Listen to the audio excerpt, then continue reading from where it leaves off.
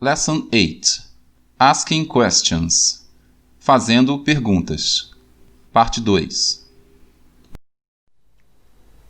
Nesta lição, vamos continuar usando a forma interrogativa do verbo to be, como vimos na lição anterior. Só que agora vamos também aprender a usar um grupo de palavras que chamamos de question words, que, como o próprio nome diz, são usadas para se fazer perguntas. Como você deve se lembrar, quando queremos fazer uma pergunta usando o verbo to be, apenas invertemos a posição do verbo e do sujeito e o verbo passa a ser a primeira palavra da frase. Quando usamos uma question word numa pergunta junto com o verbo to be, ela é sempre colocada antes do verbo to be e passa a ser então a primeira palavra da frase. Como você pode ver aqui na lista, temos 6 question words sendo mostradas. Você vai aprender o significado de cada uma delas para que possa usá-las corretamente e depois irá fazer exercícios para testar seus conhecimentos. Vamos começar então? A primeira palavra da lista é what, que significa o que e às vezes qual. Existem ainda outros significados, mas não falaremos deles aqui nessa aula.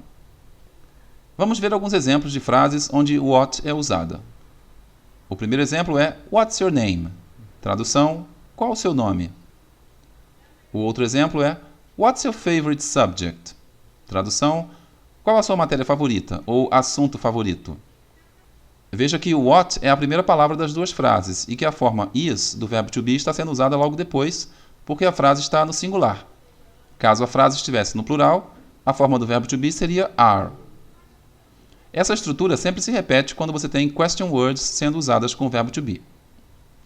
Vamos ver outro exemplo. Agora temos a palavra when, que significa quando. Nos exemplos aqui temos as frases When is your birthday? Tradução, quando é o seu aniversário? E When is the party? Que significa quando é a festa?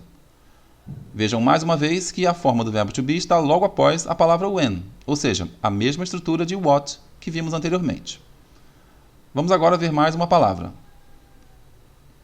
E agora temos where, que significa onde, em que lugar. Vamos ver alguns exemplos. Temos aqui as frases Where is your house? Onde é a sua casa? E Where are your toys? Tradução, onde estão os seus brinquedos? Vamos para a próxima palavra. Agora temos who, que significa quem. Vamos ver os exemplos. Primeira frase, Who are your friends? Quem são seus amigos ou suas amigas? Mais uma, Who is your teacher? Tradução, quem é a sua professora ou o seu professor? E agora temos why, que significa por quê, no sentido de por qual motivo, razão, etc. Vamos aos exemplos. Why are your parents here? Por que seus pais estão aqui? Outro exemplo. Why is he running? Por que ele está correndo? Vamos ver agora mais uma palavra. E agora temos how, que significa como, de que maneira. Vamos ver as frases.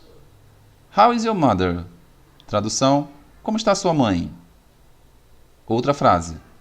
How old are you? Quantos anos você tem? A frase How old are you tem uma estrutura muito diferente das frases que vimos até aqui.